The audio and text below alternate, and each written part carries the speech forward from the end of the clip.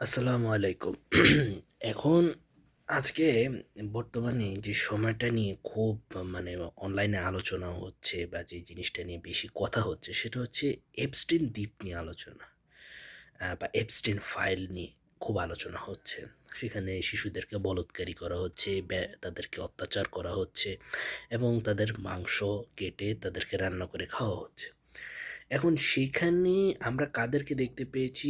যত বড়, বড় সেলিব্রিটি আ ব মানে বিশেষ করে ডোনাল্ড ট্রাম্প, তারপর হচ্ছে বিল গেটস, ইলন মাস্ক এনাদের মতো যারা বড়, বড় সেলিব্রিটি তারাই নাকি এখানে অংশগ্রহণ করেছে। তারাই নাকি এ ধরনের খারাপ কাজগুলো তারা করেছে। এবং সবচাইতে বেশি লক্ষ্য করা যায় হচ্ছে ব্রিটেনের রাজাকে। তার কিছু অপরাধী যে ক্রাইম করে, তার যে ক্লু রেখে যায়, সেটার কিছু ব্যাখ্যা বা আমরা প্রমাণ অনলাইনে দেখলাম যে, যিনি প্রিন্স ছিল, এখন তিনি কিং। তিনি বাচ্চাদের স্পর্শকাতর জায়গাগুলোতে তিনি হাত দেন, ব্রিটেনের রাজা।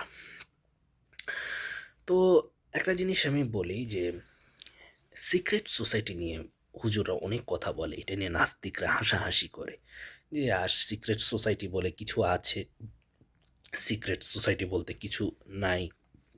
এইসব কথা নিয়ে বাংলাদেশের বাঙ্গু বামেরা অনেক ফাজলামো করে বা বলতেছে যে অন্ধবিশ্বাসীরা, মোল্লারা এরা তো যে ভুয়া মিথ্যা কথা বলে।